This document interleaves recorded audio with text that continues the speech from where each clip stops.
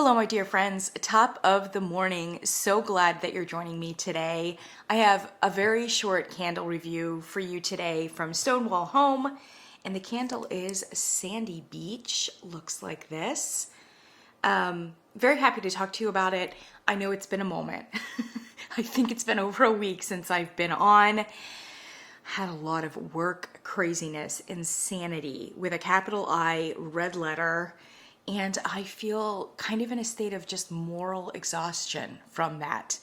I didn't have an opportunity to even burn a whole lot of candles, let alone be in a state to review any. So that's why I've been MIA for a little bit. But I'm back. I'm getting rested up and every day feeling a little bit better. So really happy to just have one candle coming toward you today. As you can see, it's not even quite halfway, although I feel like I've burned it quite a bit. And I feel like I have a pretty good sense of what it's doing. Very happy to report that it's burning like a champ. Sometimes it does drag a little bit. And when that happens, I just let it pool. I mean, if it takes a few more hours than I think necessary, I let it pool. And this is a really amazing soy blend from Stonewall Home that leans more soy than paraffin in that it has very little sooting, no matter how long you burn it, and just generally has a very clean kind of burn, which is great. Unlike the Kringle formula, this may even be the Kringle formula, I don't know, the jury's still out on it, but the Kringle soy blends burned very badly. They still have a few of them on their website, but I think they're trying to kind of clear through them. Their soy blend was just really not good. It seemed like it performed worse than just straight up paraffin in terms of sooting and just general dirtiness. It was pretty bad. This is a really good soy blend. So I'm starting out with performance, which usually you end with performance, but so far has been fantastic, which is great because a couple of the Stonewall Home candles, especially the ones that I reviewed, I don't know, like a week, 2 weeks, something like that, the Driftwood and the Tarragon and Basil. I love both of those candles in terms of the scents. But man, they were plagued with all kinds of burn issues, primarily puny wicks, and then just kind of refusing to pull out correctly, etc. This burned great, and a few of the other Stonewall Home ones that I've had have burned great too, like a dream. So I'm prepared to say at this point that the Stonewall Homes are a little bit inconsistent in terms of burn quality. But inconsistent is better than consistently bad, so I'll take it. And I like to see that ratio narrowing in terms of the ones that are burning badly. Okay, so let's talk about Sandy Beach. Sandy Beach, as you can see on the label there, they give you a few key notes, which I think is really fantastic. So the key notes here are coconut, sandalwood, amber, and musk. All in my wheelhouse, a little bit basic, and this is indeed a very basic candle. On the website, there were a few other notes listed, but unfortunately, they've taken a page from Kringle's book, and that these notes are unhelpful, redundant, and vague. So, top notes, floral, generic, coconut and cedar wood, and then mid notes, cedar wood again, unnecessarily, sandalwood, amber, and then the base is oriental and musk. And I can tell you that this is primarily sandalwood and amber. So forget the floral, really forget the coconut. I would have liked a little bit more coconut. I'm not getting a whole lot of cedar wood, but I am getting a lot of sandalwood. A lot of sandalwood, a lot of amber, mostly sandalwood. And that's about it. So when you smell it, I mean, it just smells straight up. Sandalwood sweetened by something which could very well be a sweet amber, but it's almost a vanilla. And I'm kind of curious as to why vanilla isn't listed here, because I feel as though I'm getting a heavy hit of vanilla. At the very least, tonka bean. So I'm not really sure why that's not here. When it's burned, it goes very roasted. It's like a roasted caramel, almost nuttiness, which is making me think that tonka bean actually makes a great deal of sense here. There is something bean-like or nutty about the way that it comes across once it's really been burning for like an hour, 2 hours, or whatever else. Almost comes across caramel, vanilla, but it's a deep kind of caramel vanilla sandalwood. I do think it goes a bit sweeter once it's burned. Smelling it, it's actually not that sweet because it's just a lot of sandalwood with a little bit of sweetness. When it's burned, it caramelizes and it goes a little bit more sweet. Almost reminiscent of the like Sol de Janeiro, that pistachio, vanilla, whatever else.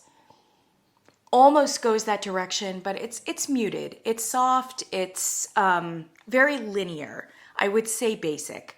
The strength and throw on this, I got at least a 6.5. Now, I did put this in a small space and kind of allowed it to open up from my guest bathroom.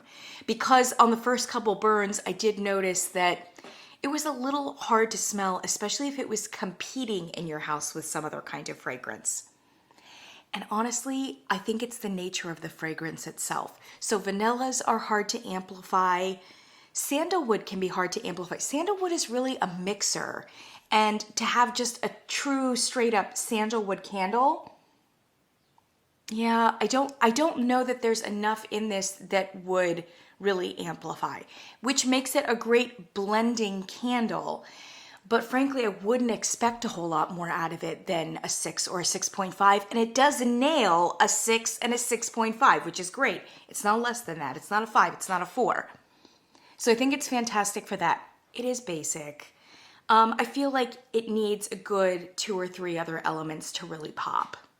And I do think that this is a little bit of a unfinished candle or a base candle. And I said that about a couple Kringle candles that were very similar to this. So Nativity and Stardust, very similar to this, but I would say definitely more similar to Nativity because Nativity was a primarily amber sandalwood candle. I would say this is more sandalwood than amber, which I kind of like better because I really like sandalwood. Yes, it might have a touch of musk in it, but really you're just mainly getting sandalwood. It's nice. I think for some people it would feel a little bit beachy. Definitely they've gone with that with the marketing, but unfortunately there's just not enough coconut in it to really feel truly beachy. That said, I think a lot of people will like it. If you like that Sol Janeiro, if you like caramel, if you like, your amber sandalwoods, it's a really beautiful aesthetic kind of candle too, especially if you have a beach house or you want to invoke a beach house in your house. Really like it.